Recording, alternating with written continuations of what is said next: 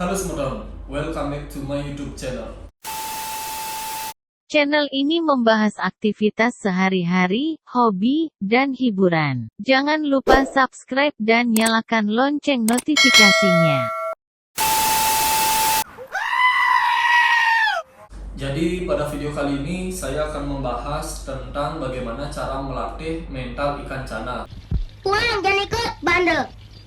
Karena banyaknya request dari kalian, baik itu di YouTube, di Instagram, banyak yang komen gimana sih cara melatih mental cana ini, bagaimana sih cara melatih mental cana auranti, contohnya blue pulchra, andrau, asiatica, cana maru. Nah, sekarang akan saya bahas tapi secara garis besar atau secara global. Baca. Semua jenis cana, bagaimana cara melatih ikan cana itu agar galak. Nah, ini saya akan kasih tahu menurut pengalaman saya pribadi. Nah, ini yang pertama, di depan saya ada dua tank. Yang satu berukuran agak kecil, yaitu 20 cm x 20 x 20. Yang di sebelah sini ada tank yang berukuran 45 cm x 30 x 30. Dua tank ini, menurut saya pribadi, saya lebih pilih yang kecil. Yang ukuran 20 cm. Tapi dalam artian saya melatih mental ikan cana di tank yang kecil ini harus ukurannya atau ukuran cana itu 18 cm ke bawah. Intinya jangan lebih dari 18 cm karena takut ikannya itu tidak nyaman di tank, karena ini kan tank ukuran 20 cm, ya 18 cm ke bawah lah. Karena jika kalian beli cana ombyokan atau cana yang masih digabung dalam satu koloni atau dalam satu akuarium, kalian kan serok, itu kan ikannya tidak bermental sama sekali. Intinya jika ikan 18 ke bawah, kalian boleh atau saya sarankan menempatkan ikan di tank ukuran 20 x 20 x 20. Tujuannya yang pertama agar sifat teritorialnya itu cepat terbentuk, karena cana kan memiliki sifat alami teritorial, yaitu menguasai satu lingkungan yang ada di sekitar mereka. Ketika ada pengganggu datang atau ada ikan lain yang datang, mereka akan agresif dan saling bertarung satu sama lain. Itu namanya sifat teritorial. Jadi sebelum mental ikan cana terbentuk, kalian harus bentuk dulu sifat teritorialnya dengan cara ini. Tempatkan dia di tempat yang jangan terlalu besar. Yang kedua, di tank ini cukup kalian isi pasir aja biar dia nyaman. Dan menurut saya pribadi, saya tidak akan pernah menempatkan sehelai daun pun. Contoh, tempatkan satu helai daun ketapang atau daun pisang untuk tempat ikan itu sembunyi. Itu saya tidak pernah, karena takutnya kebiasaan, takutnya lama mentalnya terbentuk, sembunyi aja dia. Nanti ketika dia lapar baru dia nyari makanan, setelah makanannya dimakan lagi dia sembunyi, takutnya seperti itu. Jadi polosan aja, tinggal isi pasir, tinggal isi air, dan tempatkan dia di tank yang kecil cukup. Untuk lampu sendiri saya mengikuti matahari, karena dari pagi saya hidup, kadang ya dari pagi saya hidupkan hanya 8 jam, malam gelap. Atau boleh juga kebalik, pagi saya kerja saya matiin, dan malam saya di rumah saya hidupin. Dari jam 7 malam sampai jam 12 malam saya tidur, saya matiin lagi. Nah, itu yang pertama, tank yang paling penting, ukuran tank maksudnya. Dan yang kedua, interaksi dalam artian ketika kalian memberikan makan kepada ikan tersebut, jangan pernah memberikan makan langsung lempar gitu aja, langsung ditinggal tanpa diajak main terlebih dahulu. Nah, kalau saya seperti ini, saya biasa dulu pancingin pakai tangan, sebelum dia dikasih makan, agar dia terbiasa mengikuti tangan saya. Ketika sudah terbiasa, saya kasih gini, saya kasih cacing atau kasih ulat ongkong dan segala macam, apapun yang ada di rumah kalian. Menurut saya pribadi, jenis-jenis pakan atau serangga itu hanya 2% yang mendukung naiknya mental ikan itu sendiri. Karena banyak yang bilang, beli kasih aja jangkrik cepet dah naik mentalnya. Itu enggak. menurut pengalaman pribadi itu tidak berhasil, karena pakan itu sangat minim gininya perannya dalam pembentukan mental ikan cana. Itu menurut saya pribadi. Jika ada yang memiliki pendapat lain, itu terserah. Dan nah, ini yang paling penting juga, selain interaksi kalian pada saat kan ada orang tuh yang tidak sabaran, mental ikan baru aja terbentuk, baru mau flaring dikit-dikit, terus ditempelin kaca, kadang digedor-gedor. Nah, itu yang salah. Kalian itu harus tahu kenyamanan mental dari ikan kalian sendiri. Contoh, baru kalian lihat mental ikan tersebut galak dikit aja, udah kalian gedor-gedor atau tempelin kaca, itu takutnya nanti mentalnya drop. Kalau saya sendiri, saya tempatkan satu jari atau satu jari telunjuk di depan tank seperti ini. Saya tempatkan, ketika ikan tersebut mengikuti, saya terus latih dia, tapi ketika ikan tersebut bergerak mundur, saya jauhkan tangan. Saya tidak akan paksa dia, saya biarkanlah dia seperti itu. Saya lanjut lagi ke ikan yang lain, ajak main. Nanti ketika dia sudah lagi berada di depan tank, saya pancing-pancing lagi. Jadi seperti itu. Artinya mentalnya itu belum stabil. Dia itu sudah mulai berani, karena beraninya itu mendekati bagian depan tank yang ada jari kita. Itu sudah termasuk poin plus atau poin menuju keberhasilan dalam melatih mental ikan cana. Tapi jangan dipaksa, kalian harus tahu kondisi mental ikan kalian. Jangan, memang kalian melihat di Instagram itu ada ikan yang galak-galak, ada yang sampai mangap-mangap.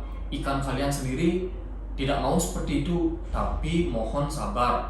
Jangan terlalu terobsesi atau terlalu berambisi memiliki ikan galak sehingga kalian terlalu memaksakan mental ikan kalian tempel-tempelin kaca gitu. Itu salah. Tahu nggak? Ada ikan ketika ditempelin kaca, ikan tersebut kuncup. Nah, itu bahaya. Dalam artian bahaya, mentalnya itu down, atau mentalnya itu sudah nggak mau galak lagi. Kalau saya pernah punya ikan kayak gitu, karena dulu beli YS kayaknya 30 cm. Memang main tangan galak, tapi ketika dikasih kaca itu ikannya kuncup, matanya hitam, langsung turun gini mojok. Nah, itu kemungkinan besar sama seperti yang saya bilang tadi, ikan itu tidak mood diajak main atau mentalnya masih belum terbentuk sempurna, tapi udah dikasih kaca terus ditempelin, kadang-kadang dimasukin kaca ke dalam akuarium, dihantam-hantam ikannya. Itu boleh, tapi dalam artian mental ikan tersebut harus terbentuk sempurna, baru kalian bisa lakukan hal tersebut. Tapi jika ciri-ciri mental ikan kalian itu takut atau drop, jangan pernah lagi melakukan hal seperti itu, karena kasihan. Nanti lama-kelamaan seperti kejadian yang tadi, mentalnya drop, muncup kayak gini, itu kan jelek. Kecuali mental ikan itu kalau kita dikasih kaca atau tangan itu udah ngedok, mulutnya kebuka, siripnya terbuka lebar, warnanya cerah, itu baru bagus. Itu berarti mentalnya tidak drop. Nah, untuk cana, semua jenis cana hampir saya pernah latih. Ada beberapa jenis yang belum. Itu caranya sama semua. Nah, yang paling sulit itu ikan di sini itu Asiatica white spot yang saya punya. Nah, saya tampilkan videonya sekarang. Ini cana Asiatica white spot yang saya sudah rawat selama 1 tahun. Nah, ini dulu ikan saya dapatkan size 11 cm. Sekarang dia ada di size 13 cm kurang lebih. Memang tidak terlalu banyak naiknya, karena saya juga gini, pola pakan saya juga puasa untuk mereka semua. Nah, untuk ikan ini saya rawat dari bulan pertama sampai bulan ke-6 itu tidak ada mental. Dan mentalnya itu sangat susah terbentuk. Mungkin dari saya pribadi juga salah, karena ikan ini dulu size-nya 11 cm. Saya langsung cemplung atau letakkan dia di tank berukuran 60 cm dengan segala atribut. Contohnya kayu, tanaman dan segala macam. Rame lah istilahnya tanknya. Selama 3 bulan atau 4 bulan itu mentalnya tidak berani, tidak terbentuk. Saya kasih kaca, diam aja. Saya kasih tangan, tidak mau bergerak. Tapi saya kasih makan, langsung disambar, lagi diam di pojok. Nah, karena saya belajar, baca-baca juga, melihat pengalaman dari teman-teman lain, saya tempatkan dia di tank yang berukuran 20 cm yang saya punya. Nah, setelah saya tempatkan di tank 20 cm, hanya selang waktu 2 minggu saya coba kasih kaca, dia aktif, galak, ngedok, ngikutin tangan. Nah, semenjak itu saya tahu bahwa sifat teritorialnya dia belum muncul ketika berada di tank yang berukuran lebih besar. Di tank yang lebih kecil ini saya latih dia selama sebulan. Dia sudah galak, sudah flaring, sudah mengikuti tangan.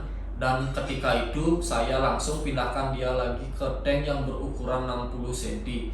Dan hasilnya sampai sekarang dia galak sekali, ngikutin tangan terus, sampai kadang pernah mangap-mangap.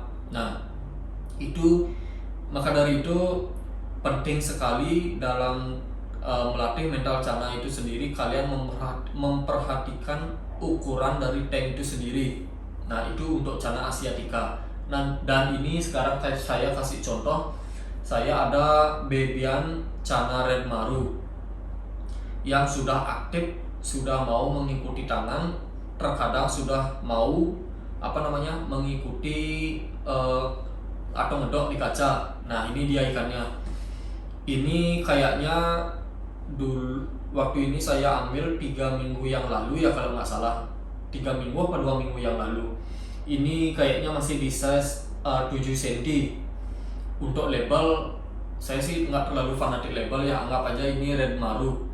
Nah, ini kan sudah aktif, sudah mengikuti tangan. Ini saya tempatkan dia di tank 30x30x30 dengan dasaran pasir malang merah.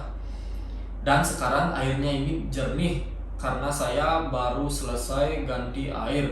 Sebelumnya saya melatih mental ikan ini di air gelap atau di air dengan beberapa ramuan, karena saya menyebutnya air setan. Nah, itu airnya gelap-gelapan, saya latih dia. Lampu seperti biasa, hanya 8 jam setiap hari. Dan sampai sekarang dia aktif dan hampir tidak pernah mojok sama sekali. Karena apa? Karena Channa Maru, khususnya varian red, itu Channa yang paling susah terbentuk mentalnya ketika baby. Itu kadang mental ikan red maru itu ketika kita tempatkan di air jernih itu gini, ekornya naik, kepalanya turun. Nah, kalian kan pernah tuh lihat di seller atau di toko akuarium, ketika ada Channa red maru dan mentalnya belum terbentuk, dia pasti ngambang di atas, ekornya naik, kepalanya agak turun. Itu memang hampir semua ciri khas Channa red maru, khususnya yang baby atau yang belum terbentuk mentalnya itu pasti seperti itu.